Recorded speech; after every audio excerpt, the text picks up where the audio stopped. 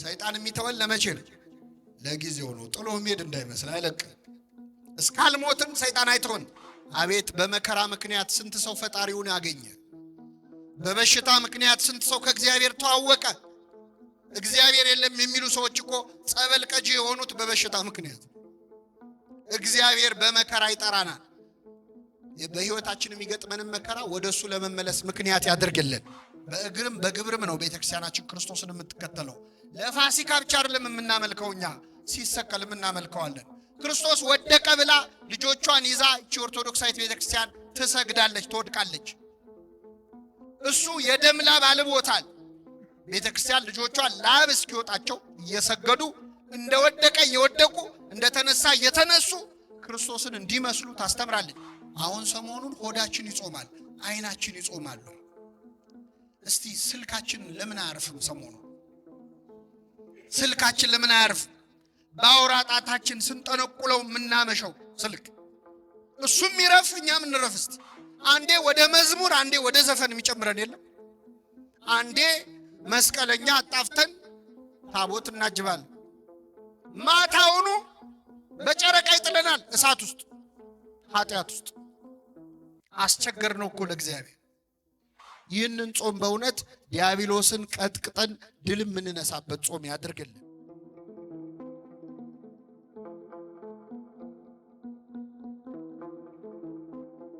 በስመ አብ ወወልድ ወመንፈስ ቅዱስ አሐዱ አምላክ አሜን። ክቡር አባታችን የዚህ ታላቅ ካቴድራል አስተዳዳሪ፣ ክቡራን አበው ሊቃውንተ ቤተ ክርስቲያን፣ መምህራን፣ አባቶች ካህናት፣ ወንድሞች ዲያቆናት፣ ምእመናን ምእመናት፣ ሁላችሁም በእግዚአብሔር ሰላምታ እንደምናመሻችሁ። አሜን። ምሕረት ቸርነቱን አብዝቶ እስከዚህች ሰዓት ያደረሰን በእድሜያችን ላይ የዛሬዋን ዕለት ይህችን ሰዓት እየጨመረልን ቅዱስ ቃሉን እንድንሰማ ስሙን እየጠራን እንድናመሰግነው በቤቱ የሰበሰበን የአባቶቻችን አምላክ ልዑለ ባሕርይ እግዚአብሔር ስሙ የተመሰገነ ይሁን። እንደ እግዚአብሔር ቅዱስ ፈቃድ በሚኖረን ቀሪ ጊዜ በማቴዎስ ወንጌል ምዕራፍ 4 ከቁጥር 4 ላይ ተጽፎ በሚገኝ ኃይለ ቃል መነሻነት የእግዚአብሔርን ቃል እንማራለን። ከዚያ ወዲያ ኢየሱስ ከዲያብሎስ ይፈተን ዘንድ መንፈስ ወደ ምድረ በዳ ወሰደው። 40 ቀንና 40 ሌሊትም ከጾመ በኋላ ተራበ። ፈታኝም ቀርቦ የእግዚአብሔር ልጅ ከሆንክ እነዚህ ድንጋዮች እንጀራ እንዲሆኑ በል አለው። እርሱም መልሶ ሰው ከእግዚአብሔር አፍ በሚወጣ ቃል ሁሉ እንጂ በእንጀራ ብቻ አይኖርም ተብሎ ተጽፏል አለው። ስለ ቃሉ የአምላካችን ስም የተመሰገነ ይሁን። እስቲ ከኔ ጋር በሉ፣ ሰው ከእግዚአብሔር አፍ በሚወጣ ቃል ሁሉ እንጂ በእንጀራ ብቻ አይኖርም። ይህንን ቃል መነሻ ርዕስ አድርገን በቀሪው አጭር የትምህርት ሰዓት እንማራለን። ለአባቶቻችን ለነቢያት፣ ለአባቶቻችን ለሐዋርያት፣ ለአባቶቻችን ለሐዋርያውያን አበው፣ ለሊቃውንት በጉባኤያቸው ተገኝቶ ምስጢሩን ጥበቡን ገልጦ ያስተማረ አምላካችን እኛንም በቸርነቱ እንዲያስተምረን፣ እንዲመክረን፣ እንዲገስጸን የእርሱ ቅዱስ ፈቃድ ይሁንልን። እንግዲህ እንደምታውቁት ምዕመናን የያዝነው ሳምንት ታላቁን አብይ ጾምን የጀመርንበት ነው። ከአብይ ጾም አስቀድሞ የመጀመሪያው ዘወረደ በመባል የሚጠራው ሳምንት ጾመ ሕርቃል በመባል የሚታወቅ ሌላ ጾም ነው የጾምነው። ያው አባቶቻችን በዓልን ከበዓል ጾምን ከጾም አገጣጥሞ አንድ ላይ ማክበር አንድ ላይ መጾም የተለመደ ስለሆነ እንጂ የመጀመሪያው ሳምንት ጾመ ሕርቃል የሚባል ሌላ ጾም ነው። አብይ ጾም የገባው ዛሬ ነው። ከቅድስት ተብሎ ከሚጠራው እሁድ አንስቶ ከዛሬ ጀምሮ የምንጾመው መድኃኒታችን ኢየሱስ ክርስቶስ የጾመውን ታላቅ ጾም ነውና ለዚህ ያደረሰን አምላካችን ስሙ የተመሰገነ ይሁን። አብይ ጾም ተብሎ ወይም ታላቅ ጾም ተብሎ የሚጠራው ለብዙ ሰው እንደሚመስለው በጾሙ ቀን ቁጥር ርዝመት አይደለም። እርግጥ ነው 55 ቀናት ከፊት ጾመ ሕርቃልን ከኋላ ሰሙነ ሕማማትን ጨምረን ስንጾም ረጅም ቀናት የሚጾም ጾም ነው። ነገር ግን አብይ ጾምን አብይ የሚያሰኘው የዘመኑ ወይም የቀናቱ ቁጥር አይደለም። እንደዚያ ከሆነ ከአብይ ጾም የሚበልጥ በቁጥር በጣም ረጅም ሌላ ጾም የምንጾመው ጾም አለ በቤተክርስቲያን። ይህ ጾም ምንድነው? ጾመ ድህነት ተብሎ የሚጠራው ዘወትር ዓርብና ረቡዕ የምንጾመው ጾም። ስለዚህ አብይ ለመባል ጾመ ድህነትም በቁጥር 88 ቀን የምንጾመው በዓመት ውስጥ። አብይ ጾምን አብይ ያሰኘው አብይ እግዚአብሔር ወአብይ ኃይሉ ብሎ ነቢየ እግዚአብሔር ዳዊት የዘመረለት ልዑል አምላካችን እግዚአብሔር መድኃኒታችን ኢየሱስ ክርስቶስ ራሱ የጾመው ጾም ስለሆነ ነውና ለዚህ ታላቅ ጾም ያደረሰን አምላክ ስሙ የተመሰገነ ይሁን። አብይ ጾም በጣም ገናና ጾም ነው። አብይ ጾም በጣም ትልቅ ትርጉም ያለው ጾም ነው። ከሰባቱ አጽዋማት ደግሞ የሌሎቹ አጽዋማት አክሊል፣ የሌሎቹ አጽዋማት ዘውድ ነው። መድኃኒታችን ኢየሱስ ክርስቶስ ራሱ የጾመው፣ ራሱ የጸለየበት፣ ራሱ ዲያብሎስን ድል የነሳበት ጾም ስለሆነ ገና ሲገባ የሚፈጥረው መንፈስ ያስታውቃል አይደለም? አሁን ሰሞኑን ትንሽ አልተረጋጋችሁ? ከኔ ጋር ናችሁ ምእመናን? ትንሽ ሰላም አላገኘንም? ከተማውም ትንሽ ጸጥ ብሏል። አብይ ጾም እንደዚህ ነው። ራሱ መድኃኒታችን ኢየሱስ ክርስቶስ የጾመው ጾም ስለሆነ ሰይጣንም የተቀጠቀጠበት የተዋረደበት ጾም ስለሆነ በራሱ መንፈሱ ገና ሲጀመር ያስታውቃል። እና ይህንን ጾም በእውነት ዲያብሎስን ቀጥቅጠን ድል የምንነሳበት ጾም ያድርግልን። አምላካችን ኢየሱስ ክርስቶስ ለ40 ቀንና ለ40 ሌሊት መጾሙን ነው የማቴዎስ ወንጌል የሚናገረው። ከዚህ በኋላ ይላል ኢየሱስ ከዲያብሎስ ይፈተን ዘንድ መንፈስ ወደ ምድረ በዳ ወሰደው ይላል። ምን ወደ ምድረ በዳ ወሰደው? መንፈስ። መድኃኒታችን ኢየሱስ ክርስቶስ በዮርዳኖስ ወንዝ በዮሐንስ እጅ በትሕትና ወርዶ ከተጠመቀ በኋላ መንፈስ ቅዱስ ወይም ፈቃዱ መንፈሱ ወደ ምድረ በዳ አነሳሳው ይላል። እንግዲህ ጻድቃንን ወደ ገዳም የሚያነሳሳ፣ ሰማዕታትን ወደ ደም የሚያነሳሳ፣ ክርስቲያኖችን ወደ በጎ ምግባር የሚያነሳሳ የማን መንፈስ ነው? የእግዚአብሔር መንፈስ ነው። መንፈስ ቅዱስ ነው። ልክ እንደዚያ ክርስቶስን መንፈስ ቅዱስ አነሳሳው ለማለት አይደለም። ምክንያቱም አብ፣ ወልድ፣ መንፈስ ቅዱስ ስንት ናቸው? አንድ ናቸው። ስለዚህ የራሱ መንፈስ ነው መንፈስ ቅዱስ። ፈቃዱ አነሳሳው የሚል ነው ትርጉሙ። ለኛ ሲሆን ግን በአጠቃላይ መንፈስ ቅዱስ ወደ ምድረ በዳ ያነሳሳል። ሰው መንፈስ ቅዱስ ሲቀርበው እግዚአብሔርን ይናፍቃል። ሰው መንፈስ ቅዱስ ሲቀርበው ወደ ምድረ በዳ መሄድ ያምረዋል።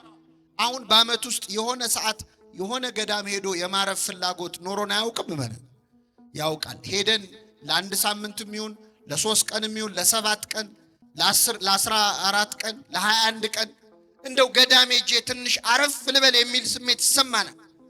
ይህንን የሚያሳስበን ማን ነው? መንፈስ ቅዱስ። ሰው መንፈስ ቅዱስ ሲቀርበው ወደ ምድረ በዳ ይወስደዋል። ለክርስቶስ እንደተነገረው እኛ ክርስቲያኖችም ገዳማዊ ስሜት የሚሰማን እረፍት የመፈለግ ብቻ የመሆን የመጸለይ ፍላጎት የሚመጣው ከመንፈስ ቅዱስ ነው። ሰው መንፈስ ቅዱስ ሲያድርበት ወደ ገዳም መሄድ፣ ወደ ቤተክርስቲያን መሄድ ያምረዋል። መንፈስ ቅዱስ ሲርቀው ደግሞ ገዳም ምን ያደርጋል ይላል። ሰው መንፈስ ቅዱስ ሲርቀው ገዳም መሄድ ምን ያደርጋል ይላል። ገዳም በሄድ አይደለም ተራራ በወጣ አይደለም ይላል። ይኸው ክርስቶስ ወጥቷል ተራራ ለተራራ በገዳመ ቆሮንቶስ ብቻውን ነበረ። በመነነ በመነኮሰ ባህታዊ በሆነ አይደለም ይላል። ሰው መንፈስ ቅዱስ ሲርቀው ማለት ነው። እግዚአብሔር ቅዱስ መንፈሱን ከሁላችን አያርቅብን።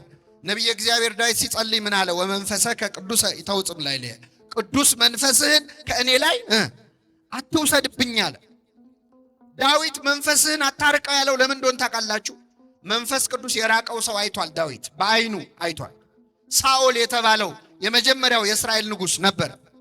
ሳኦል ርኩስ መንፈስ ያሰቃየው መንፈስ ቅዱስ ደግሞ ርቆት ነበረ እና በዛ በርኩስ መንፈስ ሲሰቃይ ዳዊትን አምጥተው በገና እንዲደረድርለት ያደርጉ ነበር። ዳዊት በገና ሲደረድር በዳዊት በገና የሳኦል ርኩስ መንፈስ ይርቅለን ነበር። ድንገት ግን ይነሳና ዳዊትን ካልገደልኩ ብሎ ደግሞ ጦር ይወረውራል። ለተዘመረው መዝሙር ዝማሬ መላእክት ያሰማልን በማለት ፈንታ ጦር ይሰብክ ነበረ። ይህንን ያመጣው ምንድነው? የማን መንፈስ ስለራቀው? የእግዚአብሔር መንፈስ። ሰው መንፈስ ቅዱስ ሲርቀው በገና ሲሰማ ጦር ይሰብክ። ምንድነው አቀዘቀዛችሁት ሞቅ አርጉት እንጂ የሚሉ ሰዎች አሉ። አሁን ይህን ሰሞን በገና ሲከፈት፣ የንስሐ መዝሙር ሲዘመር፣ ሰዓታት ሲቆም፣ መንፈስ ቅዱስ ሲርቅ እንደዛ ነው። የተረጋጋ ነገር አትወድም።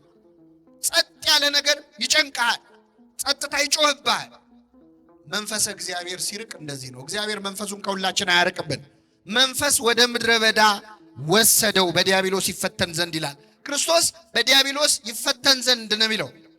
በዚህ በ40 ቀንና በ40 ሌሊት ሲጾም መድኃኒታችን ኢየሱስ ክርስቶስ በዲያብሎስ ተፈትኗል። 40 ቀንም እየተፈተነ ይላል የሉቃስ ወንጌል። 40 ቀኑንም ሙሉ ዲያብሎስ ይፈትነው ነበር። የማቴዎስ ወንጌል ደግሞ ጾሞ ሲጨርስ ተራበ፣ ዲያብሎስም ሊፈትነው መጣ ይላል። ስለዚህ ክርስቶስ እየጾመ ተፈትኗል፣ ጾሞ ሲጨርስም ምን ብሏል? ተፈትኗል። የማርቆስ ወንጌል ደግሞ ምን ይላል መሰላችሁ? 3 ፈተናዎች አቀረበለት፣ ድል ነሳው ይልና ዲያብሎስም ለጊዜው ተወው ይላል። እስኪ በሉ ዲያብሎስም ለምን ተወው? ሰይጣን የሚተወን ለመቼ ነው? ለጊዜው ነው። ጥሎ ሄድ እንዳይመስል አይለቅም። እስካልሞትም ሰይጣን አይተውን። እየጾመ ፈተነው፣ ጾሞ ሲጨርስ ፈተነው። ጾሙን ድል አድርጎ ደግሞ ፈተናውን ድል ባረገ በኋላ ፈተነው። አምላካችን ኢየሱስ ክርስቶስ 40 ቀንና 40 ሌሊት ነው የጾመው። አሁን እኛ 55 ቀን ነው የምንጾመው። አንዳንድ ሰው ለምን 55 ቀን ሆነ? ክርስቶስ የጾመው 40 ቀን ነው፣ እንደሱ ከሆነ ወይ እንደሱ ነው መጾም ያለብን ይላል። የሚያደርገው ይመስል ማለት ነው። እስቲ አሁን እውነት ለመናገር 40 ቀንና 40 ሌሊት ጾሙ ብትባሉ ትችላላችሁ? ትችላላችሁ? 40 ቀን 40 ሌሊት ማለት እኮ እስከ 9 እየጾመ አይደለም ጌታ፣ እስከ 11 እየጾመ አይደለም። 40ውንም ቀን እህልም ውሃም በአፉ ምን አለ? አልገባም። እንዴት ይቻላል ይሄ? ሰው ያለ ምግብና ያለ ውሃ መቆየት አይችልም። ከቆየ እስከ 20 ቀን እስከ 21 ቀን በጣም ታግሎ ሊቆይ ይችላል። እሱም ውሃ እየወሰደ ውሃ እየጠጣ ዲሃይድሬትድ እንዳይሆን ውሃ ከሰውነቱ አልቆ እንዳይሞት ውሃ እየጠጣ በጣም የመጨረሻ ጣራው እስከ 40 ቀን ያውም ውሃ እየጠጣ ልባርኩ። ክርስቶስ 40 ቀንና 40 ሌሊት ጾመ። እኛ እንደሱ ልንጾም ይቻለናል? ትችላላችሁ? አንቺን አንድ ልጅ ይገርማቸዋል። መቼስ አዲስ ክርስቲያን ከምን ይበልጣል ነው የሚባለው? ከጳጳስ። አንዳንዴ ክርስትና የተጀመረ ሰሞን በጣም ገድል ያምራቸዋል። ሰሞኑን መጸለይ የጀመረ ሰው 50 ባለ 53ቱን የጸሎት መጽሐፍ ጨርሶ አርጋኖን ደግሞ እንደው በቃ ምንም የጸሎት መጽሐፍ የለም ማለት ነው ይላል። የጀማመረ ሰሞን እና እንደዚህ አይነት እንደው ጀማሪ ክርስቲያን አይነት ነበርና ይሄን መቼስ ሁላችንም በእድሜያችን አድርጎን አይተነዋል። በልበል የሚል ጊዜ አለ። በቃ እስከ 12 ሰዓትም ጾመ። አሁን የታዘዘ ጾም አለ። አብይ ጾም የመጀመሪያውን ሳምንት የምንጾመው እስከ 11 ሰዓት፣ ከዛ በኋላ ከሁለተኛው ሳምንት አንስቶ እስከ ኒቆዲሞስ እስከ 9 ሰዓት ነው የምንጾመው። ከዛ የመጨረሻውን እስከ ምሽቱ 1 ሰዓት ነው። እነዚህን የተረፉትን ሰዓታት ቁጭ ብላችሁ ስታሰሏቸው 88 ይሆናል፣ 86። እነዚህ ሰዓታት በበዓለ 50 የማንጾማቸውን ዓርብና ረቡዕ የሚያካክሱ ናቸው። ከዛ ውጭ ግን ከአቅም በላይ መጾም፣ ከአቅም በላይ መብላት ትክክል አይደለም፣ ትክክል አይደለም። እና አንዳንድ ሰው በቃ እንደዚህ የሚችል ይመስለዋል። እና አንድ ልጅ ይገርማቸዋል። ገዳም ሄደና ሱባኤ ሊይዝ በዚህ በአብይ ጾም ለ40 ቀን ልቆይ ነው አለ። በጣም ጥሩ በዓት ስጡኝ አለ። ተሰጠው። ምግብ ሊያስገቡለት ሲሉ አይኔ አስቤበት ነው የመጣሁት እምጾመው ለ40 ቀንና ለ40 ሌሊት ነው አለ። ኧረ ተው ግድ የለም አትችለውም አሉት። አይኔ በደንብ አስቤበታለሁ አለ። በቃ ግድ የለም አበምኔቱ አዩትና ይሁንለት ብለው አትበላውም ግን ለማንኛውም ብለው ሽምብራ አስገቡለት በጆንያ ማለት። አይ የዛሬ 40 ቀን ያው ተሸክማችሁ ታወጡታላችሁ ችግር የለም ማለት ገባለት። ከዛ ይገርማችኋል 1-3 ቀን ይሄ ልጅ በርትቶ ሳይበላ ሳይጠጣ 3 ቀን ቆየ። ይሄም ጥሩ ነው፣ ጎበዝ ነው። ከ3 ቀን በኋላ በጣም ራበው፣ አልቻለም፣ እንደምንም ዋለ። ከዛ ማታ ላይ ከበደውና እግዚአብሔር ስንት አምላክ ነው መልሱልኝ። እንደው አንድ አምላክ መሆኑን ለማጠየቅ 1 ሽምብራ በበላ ችግር አለው? አንድ አምላክ መሆኑን ብሎ አንዲት ሽምብራ ነሳና ቀመሰ። ሲያስበው እግዚአብሔር አንድ ብቻ ነው፣ አንድም። ስለዚህ በስላሴ ስም አለ። በስላሴ ስም ስንት ሽምብራ ማለት? ወንጌላውያን ስንት ናቸው? 4 ወንጌላውያንም ማሰብ አለብኝ አለ። እንደ ዝክር ነው 4 በል። 5 አዕማደ ምስጢር አለ። ከዛ 7 ሊቃነ መላእክት አለ። ደግሞ ትንሽ ስትበላ ይብስብሃል አይደል? ባሰበት ጀር ሐዋርያት ስንት ናቸው? ይሄን ለማስታወስ ብሎ 12 ሽምብራ ቆጥሮ በላ። አልበቃውም። ካህናተ ሰማይ አለ። ካህናተ ሰማይ ስንት ናቸው? 4ቱ ካህናተ ሰማይ አለ። አልበቃው። 36ቱ ቅዱሳት አንስታት በቃ መብላት ጀመረ ማለት ነው። በደንብ አሩ 99ኙ ነገደ መላእክታ። መጨረሻ ሲያቅተው ምን አለ? በእልፍ አላፋት መላእክት አለ። ምን አጨናነቀው አይደለ? ምን ልላችሁ ነው? ማር ይስሐቅ የተባለ መጽሐፍ እስመነይነ በጊዜ ጽጋብ ይመስለነ እንዘንክል ጸዊመ ይላል። በጠገብን ጊዜ በሉ እስኪ መጾም የምንችል ይመስለናል። አሁን ዛሬ እራቱን ጥርቅ አድርጎ የበላ ሰው ነገ እስከ ስንት ሰዓት ነው የምትጾመው ብትሉት፣ ወይ ነገ አልበላም ይላል። ስትጠግብ የሚርባ አይመስልም። ይሄ በነገራችን ላይ በምግብ ብቻ አይደለም፣ ሹመትም ስልጣንም ያልተሾመ ሰው የተሾመን ሰው ሲያይ አቤት እኔ በዛ ቦታ ብሆን ኖሮ ስንት ነገር አስተካክል ነበር ይላል። ገንዘብ የሌለው ሰው ድሃ የሆነ ሰው ገንዘብ ያለውን ሰው ሲያይ አቤት እግዚአብሔር እንደው ገንዘብ ለማይሆን ሰው ነው የሚሰጠው፣ ለኔ ቢሰጠኝ ስንት ችግር ፈታበት ነበር፣ ስንት ድሃ ረዳ ነበር ይላል። በተራብክ ጊዜ መጾም የምትችል ይመስልሃል የተባለው ይሄ። ያልተሾመ አቤት አሁን የኢትዮጵያ እግር ኳስ እውነት ለመናገር እንደ ተመልካቹ ቢሆን ኖሮ ከዓለም አንደኛ መሆን አልነበረብንም? እንደ ተመልካቹ ቢሆን ኖሮ እንደ አስተያየት እንደምንሰጠው ቢሆን ኖሮ ግን ኋላ ቀርተን ይመስለናል። እዛ ቦታ ላይ ከበሮ በሰዎች ሲያዩት ያምራል፣ ሲይዙት ምን ይላል? ያደናል። ስለዚህ 40 ቀን 40 ሌሊት መጾም ከባድ ነው። ክርስቶስ 40 ቀን 40 ሌሊት ነው የጾመው። ከሱ ቀድሞ የጾሙ አሉ ወይ? አዎ አሉ። ማ? ሙሴና ኤልያስ። ሙሴ 40 ቀን 40 ሌሊት ጾሟል። ክርስቶስስ አምላክነት አለው። ፍጹም ሰው ፍጹም አምላክ ሆኖ ነው። ሙሴ እንዴት ችሎ ጾመ? ኤልያስስ እንዴት ችሎ ጾመ ካላችሁ በጣም ይገርማል። ሙሴ 40 ቀን 40 ሌሊት የጾመው እግዚአብሔር ከእርሱ ጋር ስለነበር ነው። ከእርሱ ጋር ማን ስለነበር? እግዚአብሔር። 40 ቀን 40 ሌሊት ቁጭ ብሎ እንዳይመስላችሁ በ7ቱ መንጦላይት በ7ቱ የእሳት መጋረጃዎች መሃል እያለፈ በሞትና በሕይወት መካከል ሆኖ በተመስጦ ፍጹም ከእግዚአብሔር ጋር ተሳስሮ ነበር። የቴዎሎጂ ሰዎች ፈንዳሜንታል አታችመንት የሚሉታል ወይ ስቲሪዮሲስ የሚሉ ሰው ከእግዚአብሔር ጋር ፍጹም ተመስጦ ውስጥ ሲሆን ምግብ አይታወሰው። ስጋው የሙት ያህል ትሆናለች፣ ነፍሱ ብቻ ነው አክቲቭ የምትሆን። ስለዚህ ሙሴ አይታወቀውም ነበር። በ7ቱ የብርሃን መጋረጃዎች ውስጥ እያለፈ እግዚአብሔርን ያነጋግር ነበረ። 40 ቀን ሙሉ ቆየ። ሲመለስ ፊቱ እንደ ፀሐይ ያበራ ነበር። በረከቱን ያሳድርበት። ኤልያስ ደግሞ 40 ቀን 40 ሌሊት ጾሟል። ኤልያስ እስካላችሁ ጥርግ አድርጎ በልቶ ነው። ኤልያስ ደግሞ ጥርግ አድርጎ በልቶ ነው። አንደኛ ነገሥት ምዕራፍ 17 ላይ ኤልያስ ከዛፍ ስር ቁጭ ብሎ ተክዞ እያለ የእግዚአብሔር መልአክ ተገለጠለት። ሊቀ መላእክት ቅዱስ ፋኑኤል ነው የተገለጠለት ይላሉ ሊቃውንት ሲተረጉሙ። እመቤታችንን የመገበው መልአክ ማለት ነው። ፋኑኤል ተገለጠለትና ከእንቅልፉ ቀሰቀሰው። ሲቀሰቅሰው ነቃ። ሲነቃ ከፊቱ ገበታ አለ፣ የሚጠጣ ወይን አለ። የምትሄድበት መንገድ ሩቅ ነውና ተነስተህ ብላ አለው ይላል። እሺ አለ። ጥቂት በላ፣ ጥቂት ተጎነጨ። መልሶ እንቅልፍ አሸነፈው፣ ተኛ። መልአኩ ቀሰቀሰው። የምትሄድበት መንገድ ሩቅ ነውና ተነስተህ ብላ አለው። በዚያ ምግብ ኃይል እስከ እግዚአብሔር ተራራ ድረስ 40 ቀንና 40 ሌሊት ተጓዘ ይላል። ስለዚህ ኤልያስ 40 ቀን 40 ሌሊት የጾመው ምን ብሎ ነው? በልቶ። በደንብ ሰማያዊ ምግብ ሰማያዊ መጠጥ ማለት ለሰው አይቻልም። መድኃኒታችን ኢየሱስ ክርስቶስ 40 ቀን 40 ሌሊት ጾመ። ከጾመ በኋላ ተራበ ይላል። ባይራብ ኖሮ ለካ አምላክ ብቻ ነው ሰው አይደለም ብለው ትስብእቱን ወይም ሰው መሆኑን ሰዎች እንዳይክዱ ልክ 40 ቀን ሲሞላው በሙሴ በኤልያስ ለከት ማለት ነው አምላካችን ተራበ። እንደ ተራበ ዲያብሎስ ሊፈትነው ቀረበ።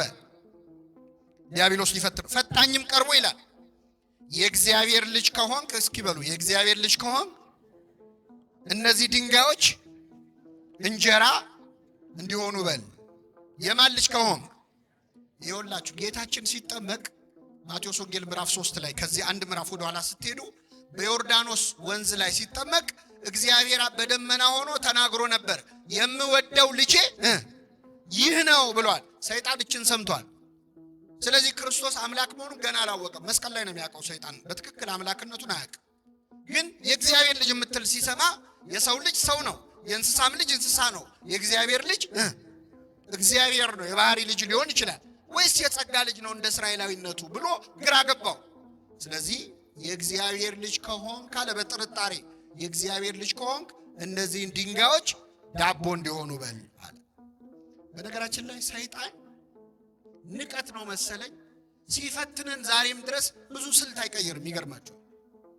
እስኪ በሉ የእግዚአብሔር ልጅ ከሆንክ እነዚህን ድንጋዮች ምን አድርግ? እንጀራ አድርግ፣ ዳቦ አድርግ። አሁን ዛሬም እንደዚህ አይነት ፈተና ይፈትነናል እኮ ሰይጣን። አንቺ የእግዚአብሔር ልጅ ሆነሽ ለምንድን ነው የምትቸገሪው? የእግዚአብሔር ልጅ ሆነ ለምን ይርባሃል? ክርስቲያን አይደለህ? በ40 በ80 ቀን ልጅነት አግኝተህ የለ? የእግዚአብሔር ልጅ ከሆንክ ለምን ትራባለህ? ቤተ ክርስቲያን ስትመላለስ አይደል እንደምትውለው? ምን ነው ስራ የሚበላሽብህ? ልጁ ባትሆን ነው ማለት ነው ይላል ሰይጣን። አንድ አይነት ነው ስልቱ። ክርስቶስን እንደፈተነ ክርስቲያኖችንም ይፈትናል። አዳምና ሔዋንን ምን አላቸው? ዕፀ በለስን ብትበሉ ሞትን አትሞቱም ብሉ ብሎ ጋበዛቸው። ዛሬም ሰይጣን በጓደኞቻችን አብረውን በሚውሉ ሰዎች አድሮ ዕፀ በለስ ባይሆንም ሌላ ብዙ ግብዣ ያቀርብልናል። እስከ ዛሬ ድረስ ዕፀ በለስን አልቀመስከውም ይላል። ዕፀ በለስ ላይሆን ይችላል። ወጣቶችን መጠጥ ጠጥተህ አታውቅም እስከ ዛሬ አልቀመስከውም? እስቲ አንዴ ቅመሰው። አትሞትም እኮ ምን ትሆናለህ ይላል። የዛሬ 7000 ዓመት የፈተነውን ፈተና አሁንም ይደግመዋል። አንድ አይነት ነው። ስለዚህ እግዚአብሔር ልጅ ከሆንክ ብሎ ክርስቶስን ፈተነው። እያንዳንዳችንን ልጅነታችንን እንድንጠራጠር እግዚአብሔር እውነት አባት ከሆነ ለምን እንዲሆናል? ለምን ይደርስብኛል? ለምን መከራ? ለምን እታመማለሁ ይላል ሰው። የእግዚአብሔር ልጅ ሆኜ እንዴት እታመማለሁ? ለምን ነው የማትታመመው? ልጁን የማይቀጣ አባት አለ አለ እንዴ? የለም። ወላጆቻችን ይጠቅማል ላሉት ነገር ይቀጡን ነበር።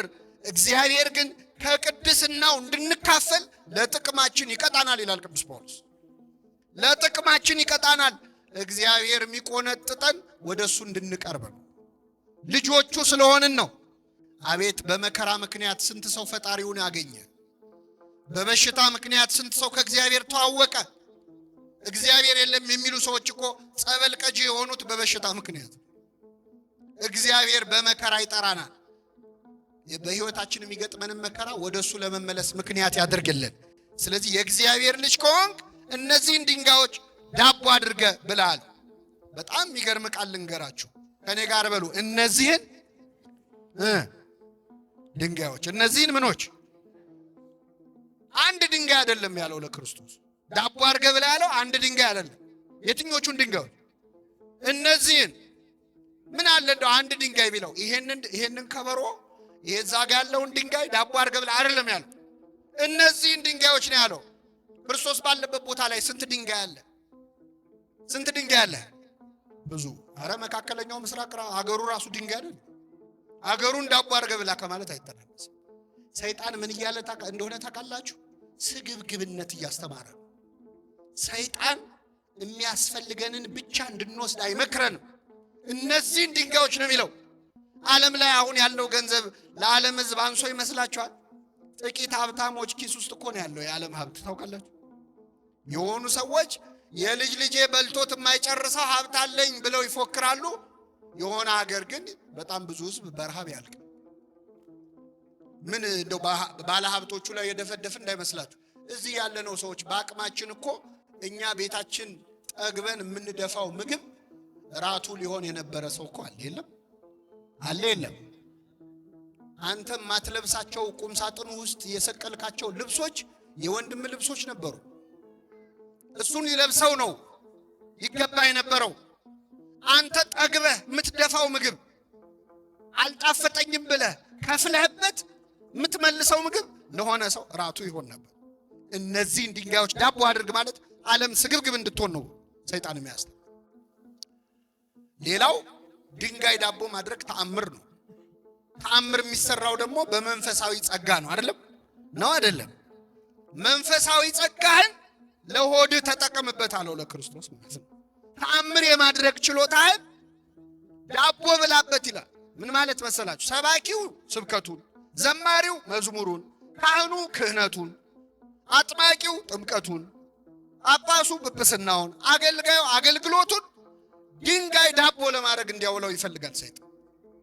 አንተ ይሄን ጸጋ ይዘህ ለምን ትራባለህ ይላል። ለምን ትቸገራለህ? እነዚህን ድንጋዮች ዳቦ አድርግበት እንጂ ኧረ ተጠቀምበት ይላል። እንዲህ ካለ ፈተና እግዚአብሔር ሁላችን ይሰውረን። ይህ ጊዜ ክርስቶስ ምን አለ? ወደ ርዕሳችን መጣ። ሰው ከእግዚአብሔር አፍ በሚወጣ ቃል ሁሉ እንጂ በእንጀራ ብቻ አይኖርም። ሰው ከእግዚአብሔር አፍ በሚወጣ ቃል ሁሉ እንጂ በእንጀራ ብቻ አይኖርም አለው። ብዙ ትርጉም ነው ያለው ይሄ። ግን አሁን ያለነው ጾም ላይ ስለሆንን ሰው ከእግዚአብሔር አፍ በሚወጣ ቃል ሁሉ እንጂ በእንጀራ ብቻ አይኖርም ማለት ምን መሰላችሁ? ሰው በመጾም ጭምር እንጂ በመብላት ብቻ አይኖርም። በጾም ነው። ጾም ራሱ ምግብ ነው እያለ ነው ክርስቶስ። ሰው በእንጀራ ብቻ አይኖርም። በእንጀራ አይኖርም አይደለም፣ በእንጀራ ብቻ። እንጀራ ያስፈልጋል አያስፈልግም? አንዳንድ ሰው ሲመጻደቅ እንደዚህ አይነት ትምህርት ለማስተማር እንደዚህ ቤተክርስቲያን አትል ስሩ የማይሰራ ምን አይበል አይብላ ነው የምትለው። እንጀራ ያስፈልጋል አያስፈልግም? አንዱ ገዳም ሄደና አባ ስልዋኖስ የሚባሉ አባት ያሉበት ገዳም ሄዶ ና ስራ እንስራ ይሉታል መነኮሳቱ። ያው መነኮሳት ስራ ይሰራሉ አይደል? ስራ ያጣ መነኩሴ ምን ያደርጋል? አትፍሩ አይዟችሁ። ለመሰላችሁ ቆቡን ቀዶ ካልሰፋ ሰይጣን ሌላ ስራ ይሰጠዋል። ሰይጣን የሚሰጠው ስራ ኃጢአት ስለሆነ ደህናውን ቆብ ቀዶ ቢሰፋ ይሻላል። እና ይሄ አባት ገና ጀማሪ መነኩሴ ነው። ገዳም ገባ እና ቆፍር ስራ አግዘን ሲሉት አይ እኔ ልጸልይ ነው እንጂ ልሰራ አልመጣሁም ነው። አዎ በኋላ መነኮሳት ተመካከሩና ማታ ምግብ የሚበላበት ሰዓት የሚደወል ደወላል። እሱ እንደወል ሳትደውሉ ዝም ብላችሁ ተሰብሰቡና ብሉ አሉ። ተሰብስበው ሲበሉ ቢጠብቅ አይደወልም ሰውየው። ከዛ ቢጠብቅ ሲያጣ ማዕድ የሚበላበት ደጀ ሰላም ሄደና ሲያያቸው እየበሉ ነው። እንደምነው አጠሩኝም እንዴ አለ። አይ አንተ መንፈሳዊ ስለሆንክ ምግብ አያስፈልግህም። እማይሰራ ምን አይበል አይብላ። ሰው ከእግዚአብሔር አፍ በሚወጣ ቃል ሁሉ እንጂ በምን ብቻ አይኖርም አለ እንጂ በእንጀራ አይኖርም ማለት። ይህች ከእግዚአብሔር አፍ የወጣች ቃል ምንድነች ካላችሁ ጾም ነች። ጾም ከራሱ ከእግዚአብሔር አፍ የወጣች ቃል ነች። ለምን? እግዚአብሔር በነገራችን ላይ 10ቱ ትእዛዛትን ሳይሰጥ አትስረቅ፣ አትግደል፣ አታመንዝር፣ ከኔ በቀር ሌላ አምላክ አታምልክ ሳይል በፊት መጀመሪያ የሰጠው ሕግ ጾም ናት። ዕፀ በለስን ምን አትበል አትብላ። አትብላ ማለት ምን ማለት ነው? ጾም ማለት ነው። አዳምና ሔዋን ጾም ታውጆባቸዋል። ከምንድን ነው ጾሙ? ከዕፀ በለስ። እስከ 9 ሰዓት ነው አይደል? እስከ ዕድሜ ልክ ዕፀ በለስን አትብሉ ተብሎ። ስለዚህ የመጀመሪያይቱ ከእግዚአብሔር አፍ የወጣች ቃል ጾም ነች። ስለዚህ ሰው ከእግዚአብሔር አፍ በሚወጣ ቃል ሁሉ እንጂ ወይም በጾም እንጂ በእንጀራ ብቻ አይኖርም። ቤተክርስቲያናችን የጾም ቤተክርስቲያን ነች። ጾምን በደንብ ተረድታለች። አሁን በዚህ ሰሞን ክርስቶስ ጾሟል ብለን እንጾማለን። ለምን? ክርስቶስ የሚጾመው ምን ጥቅም ሊያገኝ ነው? እጸድቅ አይል ጻድቅ፣ እከብር አይል ክቡር፣ እነጻ አይል ንጹህ ነው። ምንም አልጎደለበትም። የጾመው ጾሙ ሊለን ነው፣ ሌላ ምክንያት የለው። ስለዚህ የገብቷታል። ተጠመቀ ብላ በ40 እና በ80 ቀናችን ምን ትለናል? ታጠምቀናለች። ተመልከቱ። ጸልዩዋል፣ ጸልዩ ትለናለች። እንዴት እድለኞች ነን ኦርቶዶክሳዊ። ጾሟል፣ ጾሙ ትለናለች። መስቀል ተሸክሟል። የሚወደኝ ቢኖር መስቀል ተሸክሞ ምን ይበለኝ መከራ ታገሱ ብላ ታስተምረናለች። ተሰቅሏል። እኛን ተሰቀሉ አይለንም፣ ግን የክርስቶስ የሆኑቱ ስጋን ከክፉ ምኞቱና መሻቱ ጋር ሰቀሉት ይላል። ስለዚህ ኃጢአትን ስቀሉት፣ ራሳችሁን፣ ስጋችሁን፣ ስጋዊ ምኞታችሁን መስቀል ላይ አውጡት ብላ ታስተምራለች። ሞተ ተነሳ እንደምትል እኛም ሞተን አንቀርም። ምን እንላለን? እነሳለን። በእግርም በግብርም ነው ቤተክርስቲያናችን ክርስቶስን የምትከተለው። ለፋሲካ ብቻ አይደለም የምናመልከው፣ እኛ ሲሰቀል የምናመልከዋለን። ክርስቶስ ወደቀ ብላ ልጆቿን ይዛ እቺ ኦርቶዶክሳዊት ቤተክርስቲያን ትሰግዳለች፣ ትወድቃለች። እሱ የደም ላብ አልቦታል። ቤተ ክርስቲያን ልጆቿ ላብ እስኪወጣቸው እየሰገዱ እንደወደቀ እየወደቁ እንደተነሳ እየተነሱ ክርስቶስን እንዲመስሉ ታስተምራለች። ክርስቶስ መናኝ ነበር። ምድር ላይ ሀብት አልነበረው።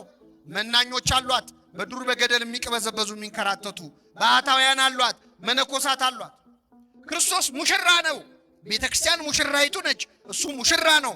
ስለዚህ በተክሊል በቁርባን የሚጋቡ ሙሽሮች አሏት፣ ክርስቶስን የሚመስሉ። በሁሉ ነገር ክርስቶስን መምሰል የቤተ ክርስቲያን ዓላማ ነው። አሁን ሰሞኑን እንጾማለን። እሱ ስለ ጾመ ነው የምንጾም። በጣም የሚገርመው ሁሉም ባይሆኑ አንዳንድ ጎረቤቶቻችን ጌታ ጾሞልናል፣ ስለዚህ እኛ አንጾምም ይላሉ። ጌታ የጾመው እኛ እንዳንጾም ነው የሚለው። ተስማማላችሁ? ምመና ጌታ ጾሞልናል የሚሉ ሰዎች ብንጠይቃቸው ምንድነው? ጌታ ምድር ላይ ያለ ምግብ በልቷል አልበላም? አልበላም? ውሃ አስጠጥቷል አልጠጣም? እንቅልፍስ ተኝቷል አልተኛም? ስለዚህ ጌታ ጾሞልናል ብለው የማይጾሙ ሰዎች ጌታ እንቅልፍ ተኝቶልናል ብለው ማቆም አለባቸው። እንቅልፍ ለምን ይተኛሉ? ጌታ ተኝቶልናል። ምግብ ለምን ይበላሉ? ጌታ ምን ብሎልናል? በልቶል። እንዴ መርጦ ነው እንዴ? ከመሃል ጾሟን ብቻ ነው እንዴ ጾሞልናል የሚባል? ብዙ ነገር አድርጎልናል እኮ። አራያ ሊሆነ ምሳሌ ሊሆነ ነው። ክርስቶስ በነገራችን ላይ ጾም ያስፈልጋል አያስፈልግም የሚለውን ጥያቄ አልመለሰውም፣ ዘለለው። ምን እንዳለ ታውቃላችሁ? ማቴዎስ ወንጌል ምዕራፍ 6 ላይ ጾም ያስፈልጋል ወይስ አያስፈልግም የሚለውን ጥያቄ ዘለለውና ስትጾሙ አለ። ምን ስትሉ? ያው መጾማችሁማ የታወቀ ነው። ክርስቲያን ከሆናችሁማ ምን ትላላችሁ? ስለዚህ ስትጾሙ እንደ ግብዞች አትኑ አለ። መጾም ጥያቄ ውስጥ አይገባም። ራሱ ጾም ያስፈልጋል አያስፈልግም የሰይጣን ጥያቄ።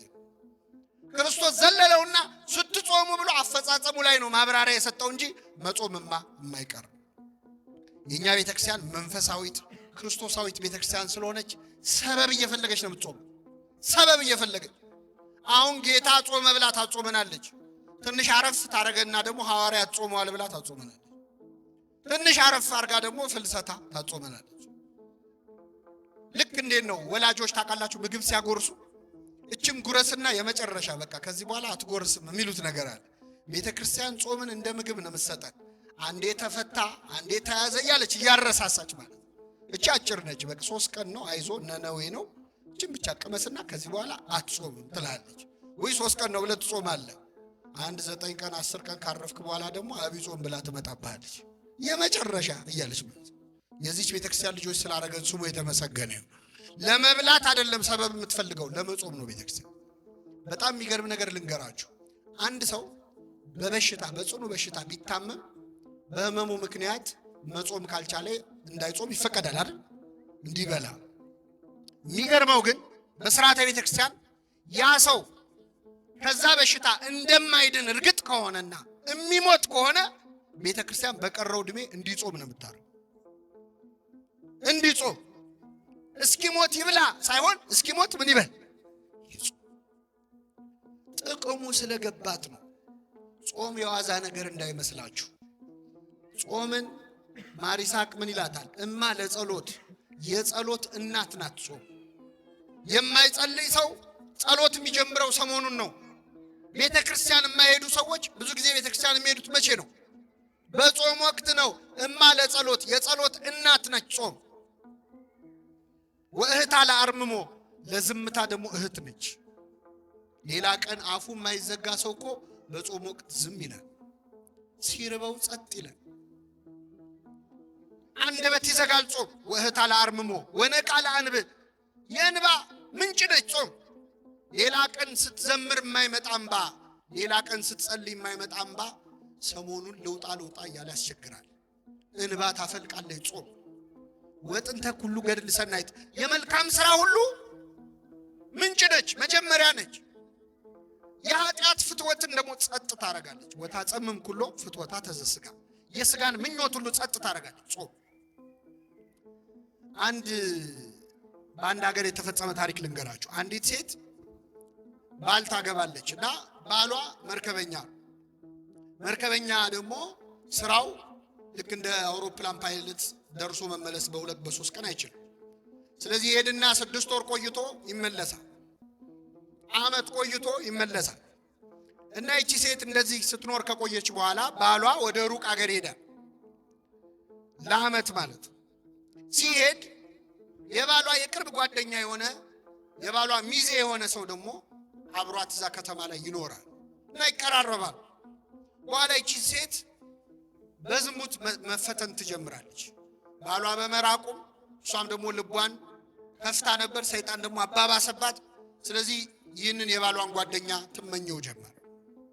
እዛ መጨረሻ ላይ በሁኔታዎች ብታሳየው ምን ብትለው እሱ በጣም ከሷ የበረታ መንፈሳዊ ሕይወት ስለነበረው አልተቀበላት። መጨረሻ ላይ አፍ አውጥታ እባክህን ፈቃዴን ፈጽምልኝ፣ እኔ በዚህ መንገድ አስብሃለሁ ብላ ለዝሙት ትጠይቀዋለች።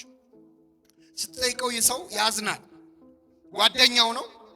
እሱ ደግሞ የበረታ መንፈሳዊ ሕይወት ነበረው። እንደዛ ባይሆን ኖሮ እንኳን እንዲህ ተብሎ የፈለገውን ያደርግ ነበር። ከዛ ምን አላት? ችግር የለውም ከአንቺ ጋር ያልሽውን እንፈጽማለን፣ ግን አንድ የሚከለክለኝ ነገር አለ።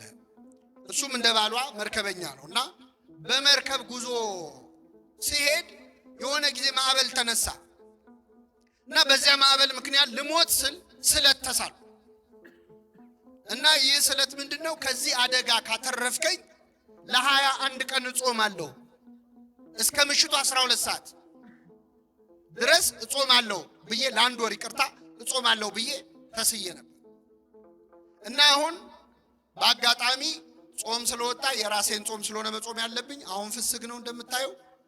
ቀጣዮቹን 1 ወራት እጾማለሁኝ እና ከአንቺ ጋር በጾም ወቅት ይህን ማድረግ ስለማልችል ከፈለግሽ አብረኒን እንድንፈጽም ወሩን ለሁለት እንካፈለውና 15ቱን ቀን አንቺ ጾሚ፣ 15ቱን ቀን እኔ ጾማለሁ አላት። እሺ አለች። ምን ያለ ሰይጣን ምን ሳይል አይለቅም ይባላል አይደል? እሺ ብላ እስከ ምሽቱ 12 ሰዓት በጾም ጀመረች። ሳምንት እያለ 10 ቀን እያለ ቀኑ እየቀረበ ሲመጣ መጨረሻ ላይ 15 ቀን ሲሞላው ይቺ ሴት ቤቱ መታ እግሩ ስር ወድቃ ይቅር በለኝ ሐሳቤን ቀይሬያለሁ አለች። ሐሳቧን ያስቀየራ ምንድነው? ጾም ነው። ወታጸምም ኩሎ ፍትወታተ ዘሥጋ፣ የሥጋን ምኞት ጸጥ ታደርጋለች።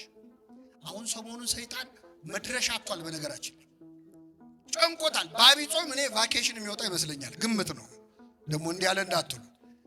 ለምን ከሚጾም ሰው አፍ እሳት ይተፋል። ሰይጣን አሁን ይህን ሰሞን ጨንቆታል። ሌላ ቀን የማይጾመው ሰው ራሱ ይጾምበታል። ሌላ ቀን የማይጸልየው ሰው አባታችን ሆይ ይላል። ጨንቆታል ሰይጣን። አብይ ጾም መድረሻ ነው የሚያጣው። ችግሩ ሲፈታ አብረን እንፈታለን። ችግሩ እሱ ነው። እግዚአብሔር ሲፈታ አብሮ ከመፈታት ይሰውራል። ግን እችን ሰሞን መድረሻ ያጣል። ኃይል የምናገኝበት ወቅት ነው ጾም፣ አብይ ጾም። በተለይ ደግሞ ለምክንያት ከጾማችሁ፣ በተለይ እግዚአብሔር ከመጾማችን በላይ የጾምንበት ምክንያት ነው የበለጠ ደስ የሚል። ዝም ብሎ ከምግብ ከጥሉላት መባልት ከስጋ ከቅቤ መከልከል እሱ መጽሐፍ ቅዱስ ላይ ያለ ነው፣ እናደርገዋለን። እሱ አልከለከለንም። ቅዱስ ያሬድ ግን ዓይንም ይጾም ይላል። ምን ይጾም? አሁን ሰሞኑን ሆዳችን ይጾማል፣ ዓይናችን ይጾማሉ። እስቲ ስልካችን ለምን አያርፍም? ሰሞኑ ስልካችን ለምን አያርፍም? በአውራ ጣታችን ስንጠነቁለው የምናመሸው ስልክ እሱም ይረፍ፣ እኛም እንረፍ። እስቲ ባትሪውም ትንሽ ሴቪየር።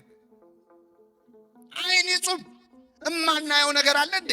እንመርጣለን እንዴ? ዘንድሮ እድሜ የሚል አለ እንዴ? ዘንድሮ የምናየውን እንኳን መርጥ።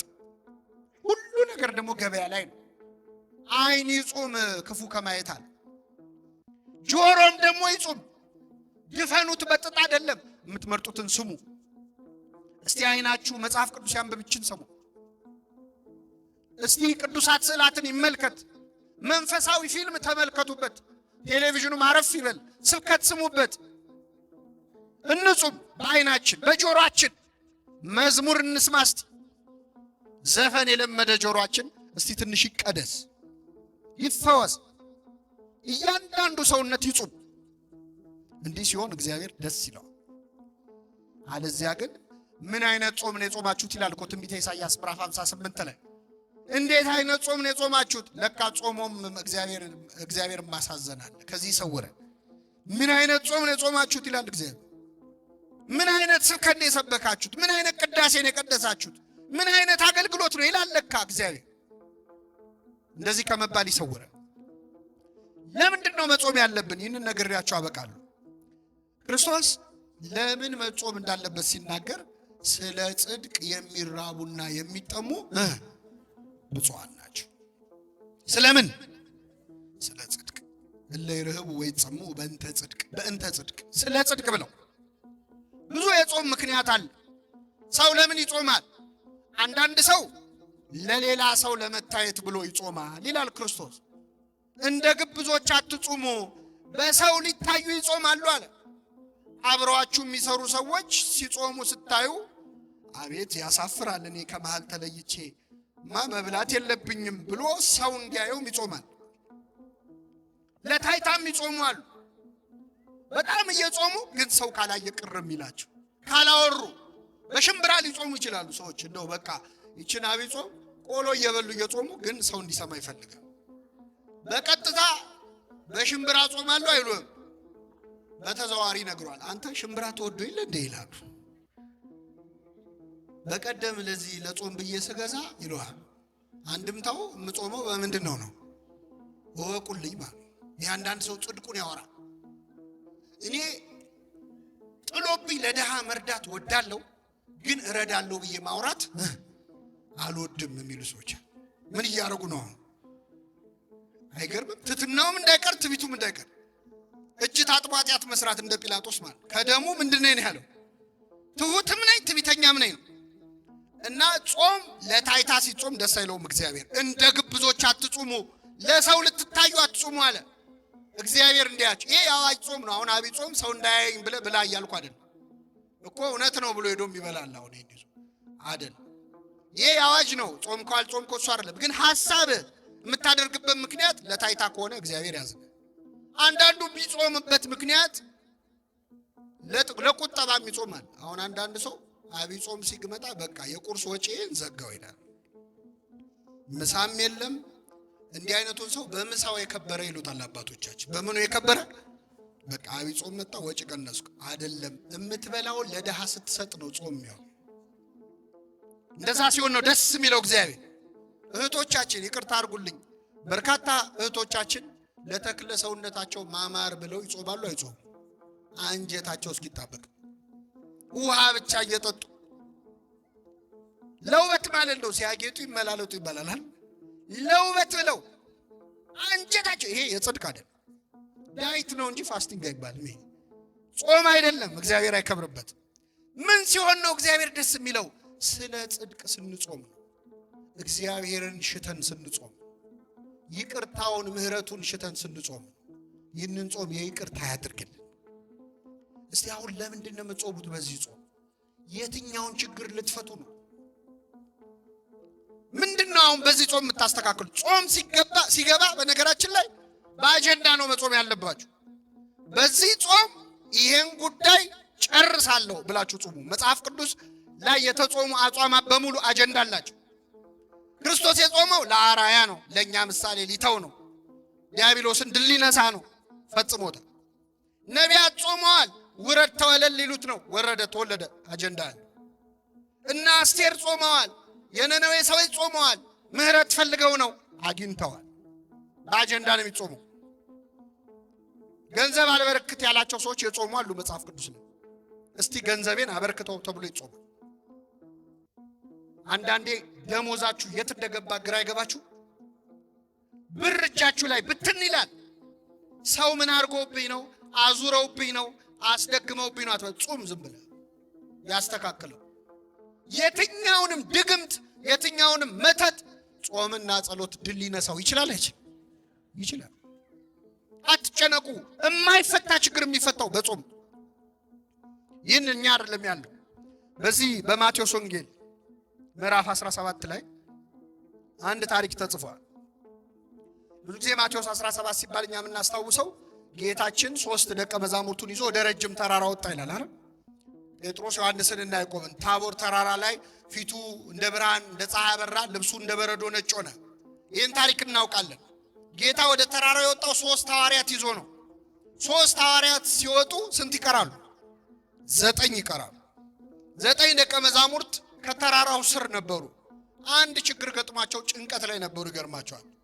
እዛ ብርሃን እየበራ ነው፣ እነሱ እዚህ ጨልሞባቸው። ምን መሰላችሁ? አንድ ሰውዬ ጋኔን የተያዘ ልጁን ይዞ ወደ ክርስቶስ መጣ እንዲፈወስለት። ይዞት መጣ። ጌታ 3ቱን ደቀ መዛሙርት ይዞ ተራራው ጫፍ ላይ ነው ያሉት። ደቀ መዛሙርት ስንት ናቸው? ደቀ መዛሙርቱ ደግሞ አጋንንት የማውጣት ስልጣን አላቸው። ሄደው አጋንንት ስለ ስም ተገዙልን ብለው መጥተው ለክርስቶስ ሁሉ ነግረውታል።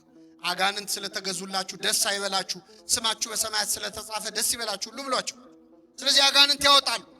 ስለዚህ ጌታ ባይኖርም ተማሪዎቹ ደቀ መዛሙርቱ ያወጡልኛል ብሎ ይህ ሰውዬ አመጣውና ያንን ልጅ እባካችሁ ይህንን ርኩስ መንፈስ አስወጡልኝ፣ ልጄ በጨረቃ ይጥለዋል አለ። በምን ይጥለዋል?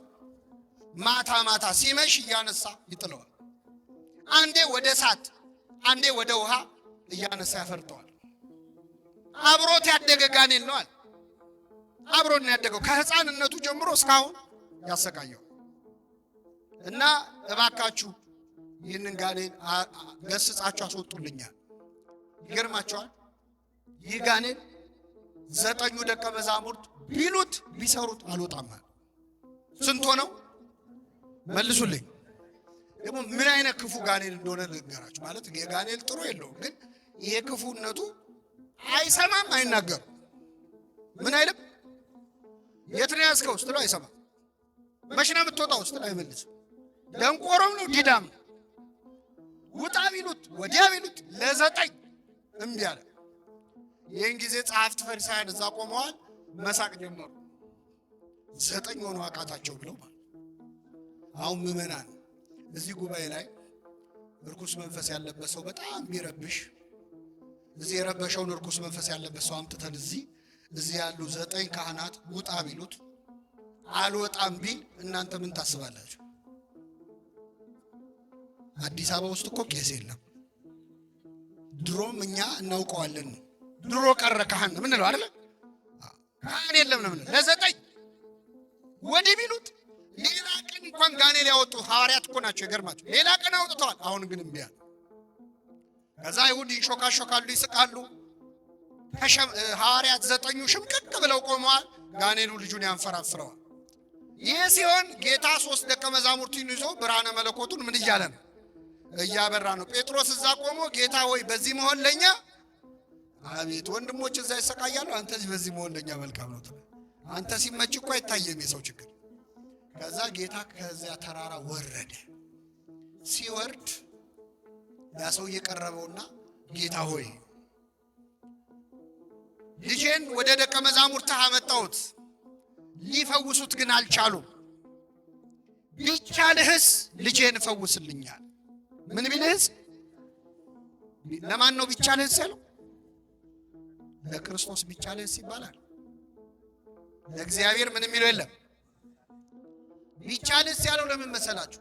ደቀ መዛሙርቱ ካቃታቸው ያው መምህራቸውም የነሱ ቢጤ ነው ብሎ። አሁን እኮ እግዚአብሔርን ያስናቅረው እኛ አገልጋዮቹ ነን። እኛ ስላልቻለን የማይችል እንዳይመስላችሁ። እኛ ነው ያቃተን። እሱ ሁሉን ማድረግ ይችላል። ቢቻልህስ አለው። ቢቻልህስ ትላለህ? ለሚያምን ሰው ሁሉ ይቻላል።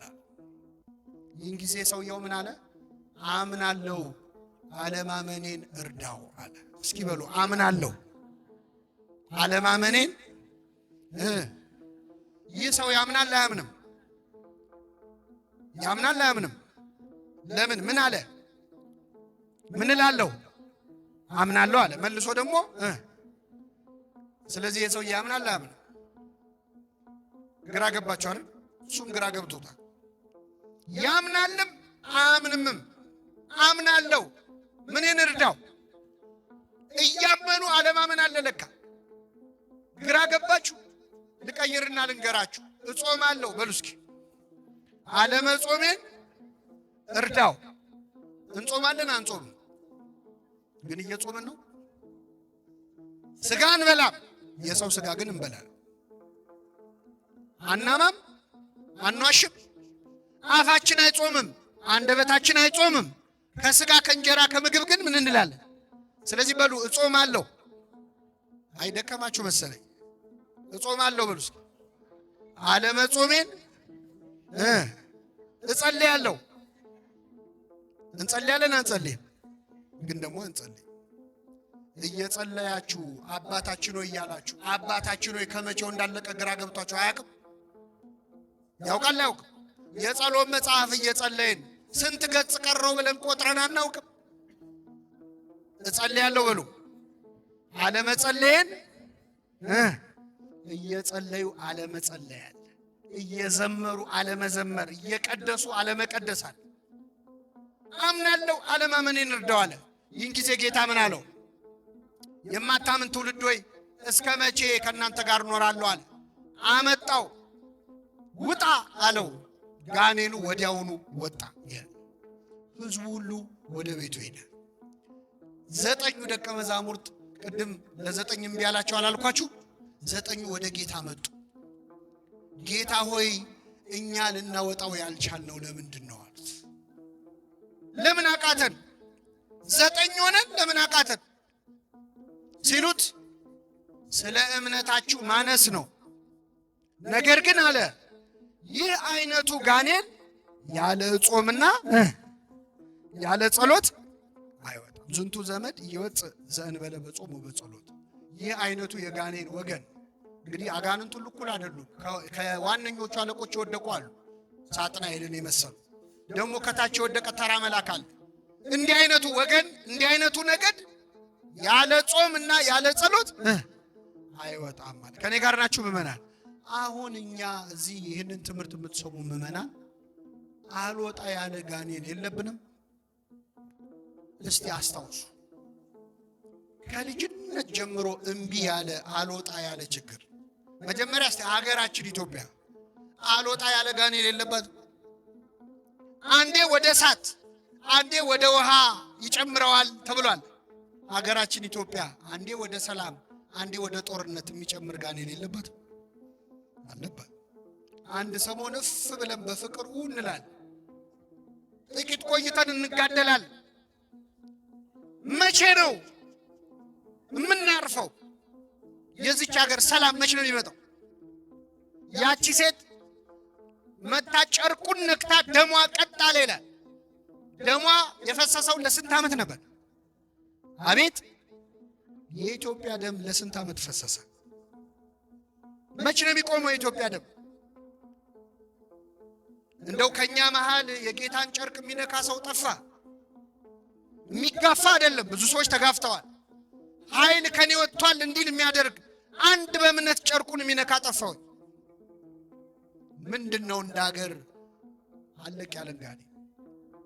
ይህንን ጾም አለቅ ያለንን ጋኔን የሚያወጣ ያደርግልን። በግላችንስ አልወጣ ያለ ሰይጣን የለም? ከልጅነታችን ጀምሮ አለቅ ያለን ልጄ ማታ ማታ ይነሳበታል በጨረቃ አለ። አንዴ ወደ ውሃ አንዴ ወደ እሳት ይጨምረዋል አለ። ወጣቶች ማታ ማታ የሚነሳ ኃጢአት የለብንም? ማታ የሚጀምር ስካር፣ ማታ የሚጀምር ኃጢአት ዝሙት የለም?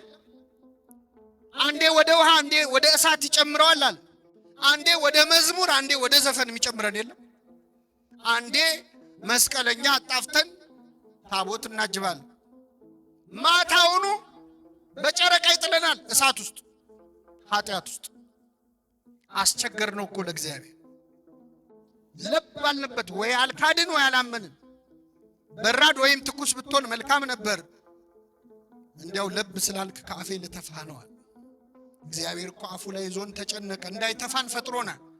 እንዳይውጠን ለብ ያልን ክርስትናችን ለብ ያለ ነው። ወይ አልካድንም ወይ አላመንም። በጨረቃ የሚጥለን ነገር የለም ወይ? አልወጣ ያለ አመል ምንድነው? ማታ ማታ የሚነሳብን ምንድነው? እንዳትደክሙ ይህ አይነቱ ጋኔን ያለ ጾምና ያለ ጸሎት አይወጣም።